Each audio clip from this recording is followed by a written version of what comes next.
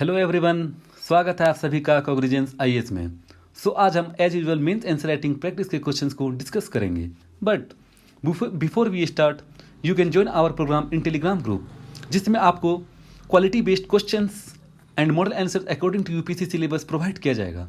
So you can submit your answer sheet within 24 hours and get your checked answer sheet within 48 hours. आप लोगों को model answers का video analysis YouTube में provide कराया जा रहा है।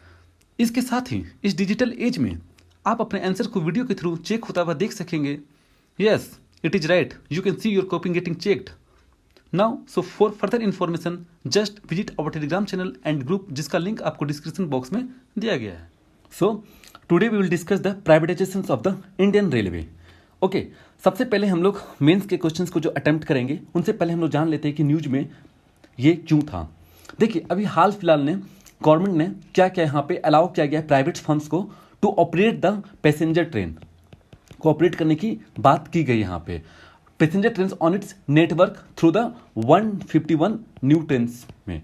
ओके, तो यहाँ पे जो प्राइवेटाइजेशन हो रहे हैं तो इनसे क्या क्या प्रॉफिट होने वाला है, ओके, और क्या नुकसान भी होने वाले, इनको लेकर के हम लोग को स्टडी करना है। ठीक, तो सबसे पहले हम लोग ये जान लेते हैं कि प्राइवेटाइजेशन एंड नेशनलाइजेशन में क्या डिफरेंसेस होते हैं। अगर इनके बारे में थोड़ा सा जान जाएं तो हम लोग को बहुत इजी होगा समझने में कि प्राइवेटाइजेशन इंपॉर्टेंट है या नहीं है हम लोग के लिए।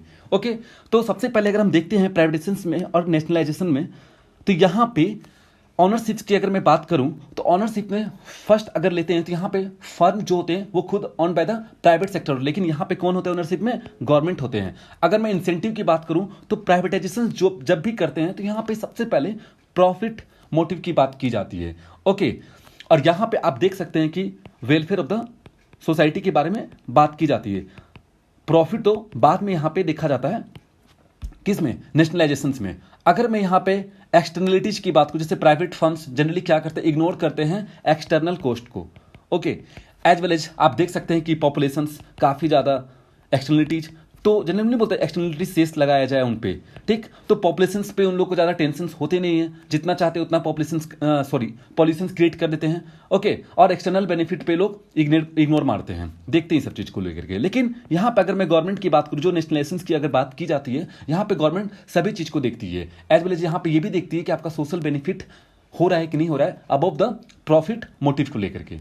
ओके, अगर मैं यहाँ पे इफिशियंसी की बात करूँ इस जगह पे, तो इफिशियंसी में आप यहाँ पे देख सकते हैं कि प्राइवेटाइजेशन में इफिशियंसी ज़्यादा होता है आपका नेशनलाइजेशन में, क्योंकि यहाँ पे प्राइवेटाइजेशन में सबसे इंपॉर्टेंट चीज़ क्या होता है कि यहाँ के लोग जो होते हैं ऑनर्स, वो जनरली प्रॉफिट मेकिंग में होते हैं। तो यहाँ पे आप देख सकते हैं कि रिसर्च एंड डेवलपमेंट भी इंट्रोड्यूस किया जा सकता है, यहाँ पे न्यू टेक्नोलॉजी को यहाँ पे प्रमोट किया जा सकता है प्राइवेटाइजेशन में। ओके, और यहाँ पे आप देख सकते हैं लेबर प्रोडक्टिविटी को भी यहाँ पे इंक्रीज किया जाता है, क्योंकि प्रॉफिट मेकिंग होना चाहिए यहाँ पे। लेकिन अगर मैं यहाँ पे नेशनलाइजेशन की बात करूँ तो यहाँ पे मोस्टली यहाँ पे देखा जाता है यहाँ पे जनरली आपका वेलफेयर ऑफ द सोसाइटी पर देखा जाता है। ओके, न्यू टेक्नोलॉजी भी यहाँ पे अडॉप्ट की जाती है, लेकिन उसमें काफ़ी ज़्यादा टाइम लगता है, स्लो प्रोसेस में वो चलता है। ओके, अगर मैं यहाँ पे नॉलेज की बात करूँ, प्राइवेट फर्म्स में आप यहाँ पे देख सकते हैं कि यहाँ पे जो एम्प्लॉय होते हैं वो काफ़ी ज़्यादा अच्छे स्किल्स होते हैं, बेस्ट स्किल्स प्रोवाइड होते हैं। ओके, क्योंकि कॉम्पिटिशन्स का बात है यहाँ पे, अगर प्राइवेटाइजेशन होता है तो एक कंपनी दूसरे कंपनी के साथ कॉम्पिटिशन होगा, तो यहाँ पे जो एम्प्लॉय होंगे वो भी बेस्ट स्किल्स रहेंगे, एम्प्लॉय के जो भी मैनेजर वहाँ पे होंगे। और यहाँ पे अगर मैं बात करूँ तो इफिशियंसी में यहाँ पे पॉलिटिकल इंटरफेरेंस काफ़ी ज़्यादा हो सकते हैं, करप्शंस काफ़ी ज़्यादा हो सकते हैं, जबकि प्राइवेटाइजेशन में आपका करप्शंस ना के बराबर तो नहीं, लेकिन करप्शंस होता है, लेकिन मिनिमम होता है आपका गवर्नमेंट से, नेशनलाइजेशन से। ओके, अब यहाँ पे अगर बात करूँ कि जैसे जनरली यहाँ पे मोनोपोली भी क्रिएट किया जा सकता है इस जगह पे प्राइवेटाइजेशन में। ओके, लेकिन यहाँ पे गवर्नमेंट सेक्टर में आपका जनरली प्राइस सेट रहता है based on the social factor. Okay, तो ये सब चीज़ मैंने यहाँ पे बेसिक डिफरेंसेस दिया है प्राइवेटाइजेशन एंड नेशनलाइजेशन के बीच में क्या डिफरेंसेस हो सकते हैं। अब यहाँ पे आप खुद सोच सकते हैं कि इस पॉइंट पे प्राइवेटाइजेशन ऑफ इंडियन रेलवे अगर किया जाए तो आपको क्या क्या बेनिफिट होगा। ठीक, चलिए यहाँ पे और थोड़ा सा बात कर लेते हैं इंडियन रेलवे के बारे में थोड़ा सा। देखिए, इंडियन रेलवे की अगर मैं बात करूं, यहाँ पे मिनिस्ट्री ऑफ रेलवे के अंदर में ये आते हैं। ओके, तो इस जगह पे आपके दो ट्रेन होते हैं, एक पैसेंजर ट्रेन होते हैं और एक आपके फ्रेट ट्रेन होते हैं। देखिए, अब यहाँ पे आप देखते होंगे पैसेंजर ट्रेन ज़्यादा प्रॉफिट कमा रही है कि फ्रेट ट्रेन। ऑब्वियसली बात यहाँ पे फ्रेट ट्रेन काफ़ी ज़्यादा प्रॉफिट कमाती है। फ्रेट ट्रेन में जनरली आपका क्या होता है, variety of the good such as minerals और iron, steel, fertilizers and agriculture product include होते हैं इस पॉइंट पे। ओके, देखिए यहाँ पे एक और पॉइंट जैसे बोलने का यहाँ पे है, तो रेलवे ऑपरेशंस काफ़ी ज़्यादा कॉस्ट आपका कहाँ पे लगता है, रेलवे ऑपरेशंस में। अगर मैं यहाँ पे बोलूँ रेलवे ऑपरेशंस में आपके 3 चीज़ यहाँ पे इंपॉर्टेंट हो जाती है। पहला आपका नेटवर्क मैनेजमेंट, ठीक, ट्रैफिक मैनेजमेंट आपका कौन सा क्या इंक्लूड होगा, ट्रैफिक मैनेजमेंट आप यहाँ पे देख सकते हैं कि कंसर्न विद द सेफ्टी के साथ रहता है, टाइमली मैनेजमेंट होता है द पैसेंजर्स का, and good trains on the network होता है, ठीक। अगर मैं थर्ड की बात करूं यहाँ पे ट्रांसपोर्ट सर्विस, ये आपके क्या हो जाएंगे, रेलवे ऑपरेशंस के अंदर इंक्लूड हो जाएंगे। अब यहाँ पे आते हैं पॉइंट पर कि यहाँ पे जनरली गवर्नमेंट क्यों ऐसा कर रही है भाई, कि इंडियन रेलवे को प्राइवेटाइजेशन में कन्वर्ट कर रही है। और यहाँ प्राइवेटाइजेशन की बात यहाँ पे की जा रही है, तो प्राइवेटाइजेशन यहाँ पे सिर्फ किसकी की जा रही है, यहाँ पर ओनली ऑपरेटर पैसेंजर ट्रेन को की जा रही है। ऑपरेट किसकी की जाती है, पैसेंजर ट्रेन को। ओके, ठीक। अब यहाँ पे आप देख सकते हैं, मैं यहाँ पे थोड़ा सा डायग्रामेटिक वे से आपको समझा सकता हूँ। देखिए सेंट्रल गवर्नमेंट है, ठीक ना, और ये इंडियन रेलवे, ठीक। ये जनरली क्या कर रहे हैं कि अगर इनको कुछ भी प्रॉफिट या लॉसेस हो रहा है, ठीक, तो ये किनके पास जाएंगे, अगर कंट्रीब्यूशन इनका किनके साथ है, आपका सेंट्रल गवर्नमेंट के साथ है। ओके, और सेंट्रल गवर्नमेंट क्या करती है, इनको नॉन रिफंडेबल लोन प्रोवाइड करती है अगर इंडियन रेलवे यहाँ पर लॉसेस में जा रही है। अब उनके पीछे रीजंस क्या है, यहाँ पे इंडियन रेलवेज को प्रॉफिट मेकिंग बनाना होता है, इसलिए गवर्नमेंट यहाँ पे क्या करती है, पैसे यहाँ पे करती है। ओके, आप यहाँ पे देख भी रहे होंगे न्यूज में, अगर आप लोग पढ़ते होंगे तो एफडीआई जो है आपका इंडियन रेलवे में तो नहीं, लेकिन एक तरफ से बोल सकते हैं foreign direct investment day to day या ईयर टू ईयर आपका यहाँ पे क्या हो रहा है, इंक्रीज कर रहा है। ओके, चलिए हम लोग आज के क्वेश्चंस को यहाँ पे डिस्कस करते हैं, ठीक। देखिए ये जो क्वेश्चन यहाँ पे कहा जा रहा है, Indian should have real network that is not only efficient, reliable and safe but is also cost effective and accessible. Okay, so आपको यहाँ पे क्या करना है, क्रिटिकली एनालाइज करना है this statement in the context of the privatisation of the railway के। Okay, तो यहाँ पे आप देख सकते हैं, जैसे हम लोग जानते हैं कि हम लोग अप्रोचेस लगाते हैं सबसे पहले, तो अप्रोचेस में हम लोग क्या देखते हैं, यहाँ पे कॉन्टेक्स्ट को चेक करते हैं, कंटेंट को चेक करते हैं, एज वेल एज यहाँ पे हम लोग देखते हैं स्ट्रक्चर्स क्या होना चाहिए। कंटेक्स्ट की मैं बात करूं तो मैंने भी जस्ट क्वेश्चंस पढ़ा, तो वहां पे आप देख सकते हैं कि जैसे मैंने भी डिस्कस भी किया, प्राइवेटाइजेशन ऑफ द रेलवे में आपको क्रिटिकली एनालिसिस करना है। ओके, और ये आपको कॉस्ट इफेक्टिव के बारे में बात आएगा, रिलायबल, सेफ एंड इफिशिएंट है या नहीं है, इसके बारे में आपको डिस्कस करना है यहाँ पे, ठीक। और अगर मैं कंटेंट की बात करूं तो देखिए यहाँ पे आपको सबसे पहले मैंने जो आपको प्राइवेटाइजेशन एंड नेशनलाइजेशन में आपको जो डिफरेंसेस वहाँ पे बताया है, उनका एक बेसिक कॉन्सेप्ट होना चाहिए, फॉरेन डायरेक्ट इन्वेस्टमेंट का बेसिक कॉन्सेप्ट होना चाहिए। ओके, और यहाँ पे आपको जनरली अगर आप न्यूज़पेपर पढ़ रहे होंगे तो वहाँ से भी आप यहाँ पे कंटेंट को ले सकते हैं, ठीक। और मैं स्ट्रक्चर्स की बात करूँ तो यहाँ पे एज वेल एज 3 पार्ट्स होते हैं, इंट्रोडक्शंस, बॉडी पार्ट एंड यहाँ पे क्या होता है आपका कंक्लूजन्स पार्ट, ठीक। मैं इनको डिस्कस करूंगा, लेकिन डिस्कस करने से पहले मैं आपको बता दूं, ये जो आपका टॉपिक है, ये जो क्वेश्चन है आपका, ये आपका जीएस पेपर 3 से रिलेटेड है, और जीएस पेपर 3 में आपका इंफ्रास्ट्रक्चर टॉपिक से रिलेटेड है, इंफ्रास्ट्रक्चर एज वेल एज आपका mobilisation of the resources. Okay, तो चलिए हम लोग स्ट्रक्चर्स पार्ट को स्टार्ट करते हैं। फर्स्ट हम लोग इंट्रोडक्शन से यहाँ पे देखते हैं। देखिए इंट्रोडक्शन में आपको यहाँ पे लिखना होगा, सबसे पहले आप इंडियन रेलवेज के बारे में बता दीजिए कि इंडियन रेलवेज जनरली यहाँ पे आप देख सकते हैं कि मैंने लिखा है world 3rd largest rail network है आपका, और एज वेल एज आप यहाँ देख सकते हैं कि यहाँ पे जो आपका रेल नेटवर्क है वो कॉस्ट इफेक्टिव है and accessible to the all the section of the society. यहाँ पे as a being the public service, अगर प्राइवेट कंपनी यहाँ पे आती है तो आप यहाँ पे देख सकते हैं कि ये एक्सेसिबल नहीं हो सकते हैं all the section of the society, क्योंकि वहाँ पे आपका कॉस्ट इफेक्टिव काफ़ी ज़्यादा लग सकता है। कॉस्ट मतलब आपका जो कॉस्ट लगेगा, फेयर चार्जेस लगेंगे, वो काफ़ी ज़्यादा लग सकता है। तो सिर्फ अपर क्लास के पीपल या मिडिल क्लास के पीपल ही यहाँ पे ट्रैवल कर सकते हैं, लेकिन all the section of society के लिए यहाँ पे नहीं हो सकता है। So as the private sector participation in the railway has been very less in India compare to the sector like the ports, telecom, electricity, airports and roads. Okay, अब यहाँ पे मैं थोड़ा सा लिंकिंग पैराग्राफ के स्टार्ट करते हुए बताऊंगा यहाँ पे क्या चैलेंजेज हैं और क्या प्रॉफिट है एंड क्या नुकसान होने वाले हैं, एज वेल एज आपको यहाँ पे वे फॉरवर्ड को भी लिखना होगा, ठीक। अगर यहाँ पे देख सकते हैं कि रिसेंटली गवर्नमेंट ने क्या किया, डिसाइड किया to liberalise the entry of private operator in public transport. Okay, पहला Indian railway one of the few government on enterprise which is the increasing the loss year after year. Okay, to introduce the modern technology, यहाँ पे modern technology को use ला तो रही है rolling stock to with reduce the maintenance as well as यहाँ पे आप देख सकते हैं Indian railway is not been able to keep pace with the modernisation of the infrastructure and service according to needs, नहीं हो पा रहे हैं। इसीलिए यहाँ पे गवर्नमेंट क्या किया, डिसाइड किया कि क्यों ना हम इनको लिबरलाइज किया जाए और प्राइवेट सेक्टर को यहाँ पे एंट्री दे दिया जाए। ठीक, तो यहाँ पे अगर आप देख सकते हैं तो यहाँ पे विवेक देबरॉय कमेटी ने यहाँ पे क्या किया, प्राइवेट ने एक तरफ से रिकमेंडेशन दिया privatisation of the railway.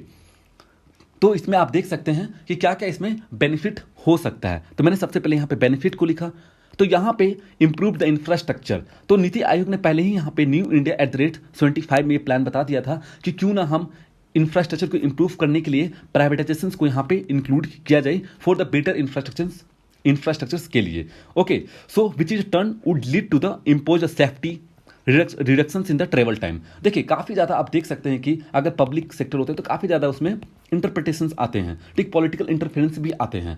Okay, तो वहाँ पे आप देखते होंगे, कभी भी आप ट्रेन में ट्रैवल किए होंगे तो आपको पता होगा कि जब 15 आवर में कोई ट्रेन पहुँचा रही है आपको, तो वो जनरली टाइम टेकिंग हो जाता है, आपका ज़्यादा ले लेता है 5 to 6 आवर, या डिले भी हो सकता है उस जगह पर। लेकिन अगर यहाँ पे प्राइवेटाइजेशन को अगर इंक्लूड किया जाए तो सेफ्टी भी यहाँ पे आपका रहेगा और ट्रैवल टाइम भी आपका यहाँ पे रिड्यूज हो सकता है।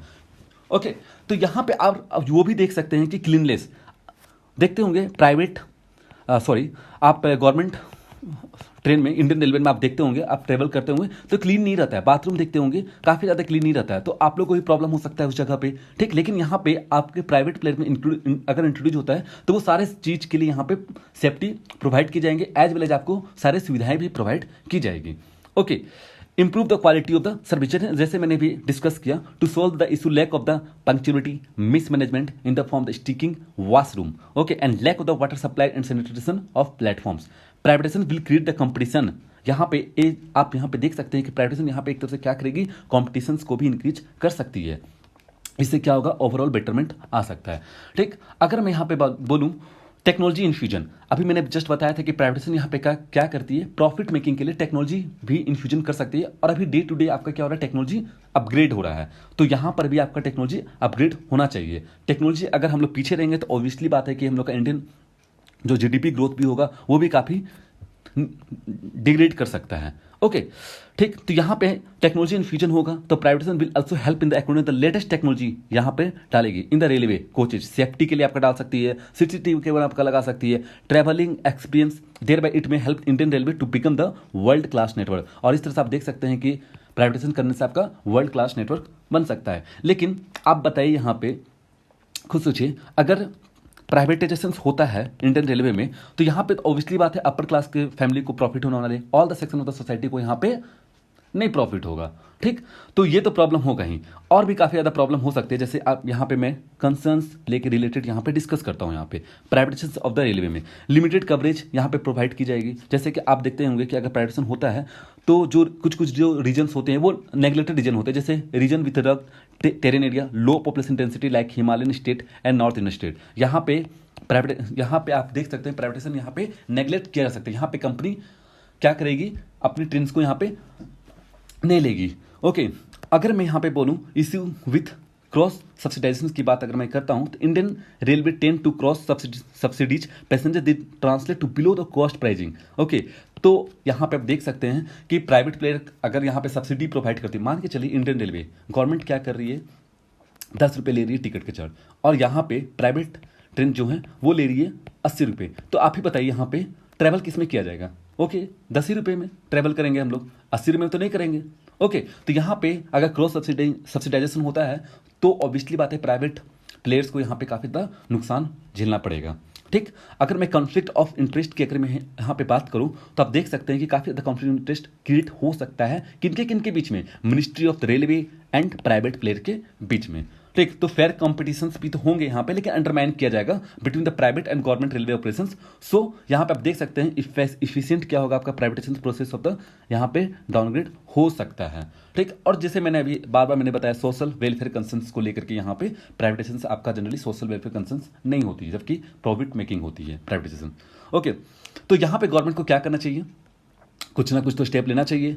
तो यहाँ पे अगर आंसर राइटिंग आप कर रहे हैं तो जैसे मैंने यहाँ पे चैलेंजेस लिखा, प्रॉफिट जैसे मैंने लिखा कि प्राइवेटाइजेशन करने से क्या प्रॉफिट हो सकता है, उसके बाद चैलेंजेस को मैंने यहाँ पे एड्रेस किया।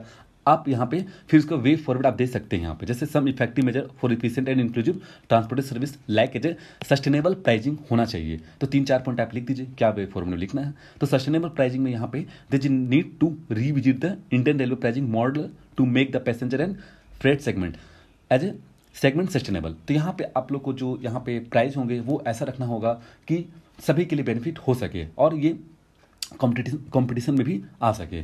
ओके, इंडिपेंडेंट रेगुलेटरी यहाँ पे क्रिएट करने की बात की जा रही है। इंडिपेंडेंट रेगुलेटरी की यहाँ पे अगर मैं बात करूँ तो यहाँ पे आप लिख सकते हैं जैसे कि रेल डेवलपमेंट अथॉरिटी आप बना सकते हैं यहाँ पे, जो एक तरफ से रेगुलेट करेगा किनको, ये प्राइवेटाइजेशन अगर कर रहे हैं इंडियन रेलवे को तो उनको रेगुलेट करने की बात की जा रही है। ठीक, जैसे ये ऑलरेडी यहाँ पे अप्रूव हो चुका है बाय द गवर्नमेंट से, कौन सा चीज़, rail development authority. Okay, and मैं यहाँ पे बात करूँ मॉडर्नाइजेशन ऑफ द रेलवे, तो यहाँ पे ऑलरेडी ने विवेक डेब्रॉय कमेटी ने रिकमेंडेशन दिया था कि मॉडर्नाइजेशन करने की बात यहाँ पे की थी, such as expansion the Indian railway manufacturing. ये सबसे अच्छी बात है, मैन्युफैक्चरिंग अगर यहाँ पे ज़्यादा होता है इंडिया में तो ऑब्वियसली बात है कि ये हम लोग के लिए इंडिया का जीडीपी, इंडिया का इकोनॉमिक के लिए बेस्ट थिंग है। Okay, company corporation the core functions of railway यहाँ पे होना चाहिए।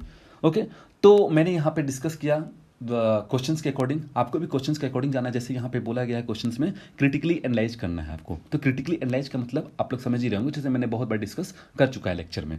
ओके, अब मैं यहाँ पे बोलूँ जैसे कि कंक्लूजन्स में आप यहाँ पे ऑप्टिमिस्टिक्स व्यू दे सकते हैं और अच्छे तरीके अगर आपको कोई कम्युनिटी का नाम जाना है तो वो भी आप यहाँ पे ले सकते हैं। अदरवाइज आप यहाँ पे इंटरनेशनल मॉडल्स का एग्जांपल यहाँ पे पुट कर सकते हैं कि प्राइवेटाइजेशन से क्या क्या प्रॉफिट एंड नुकसान हुए थे। ओके, जैसे मैंने यहाँ पे लिखा, so the need of the hour is to find the balance solution that would incorporate the pro of both private government enterprises and enhance the image of the Indian Railway. So it continues as the world largest. So this is the end of today's discussion. Hope you like it. For any query, just visit our Telegram group. Stay connected, stay safe. Thank you very much.